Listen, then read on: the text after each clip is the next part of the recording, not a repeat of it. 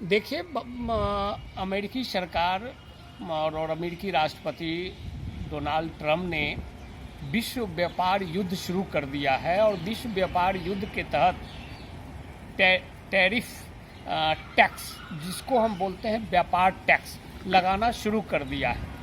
और उसके यहाँ भारतीय बाज़ार का जो व्हीकल है उस पर 70% टैक्स, और कृषि उत्पाद जो भी हैं, चाहे फल हो, सेब हो, या सब्जी हो या अनाज हो, उस पे लगभग 46% टैक्स लगा रहा है।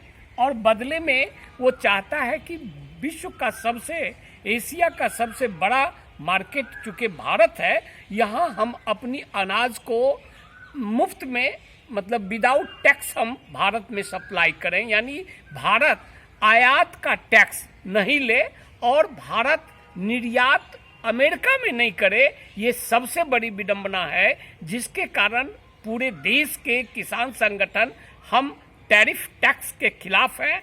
और भारत में चूँकि प्रचुर मात्रा में 1960, 61 और 70 के बाद हम गेहूं उत्पादन में आत्मनिर्भर बने, मक्का में हम आज आत्मनिर्भर हैं, चना दाल में हम आत्मनिर्भर हैं, उसके साथ हम तमाम तरह के खाद्य पदार्थ जैसे सरसों है उसमें भी हम आत्मनिर्भर हैं, कपास के मामले में भी आत्मनिर्भर हैं, जिसको हम निर्यात करते हैं। यदि निर्यात शुल्क भारत सरकार जो है घटा दे और मुफ्त कर दे, फ्री कर दे, तो हमारा निर्यात बढ़ेगा। और आयात पर टैक्स चाहता है अमेरिका कि हमको फ्री हो जाए, ताकि हम आयात जो है देश में हमारा जो है सो अमेरिकी अनाज आयात हो और शुल्क नहीं लगे। ऐसे में हमारा जो मक्का का उत्पादन क्षमता है और यहाँ के कृषक मारे खाएंगे।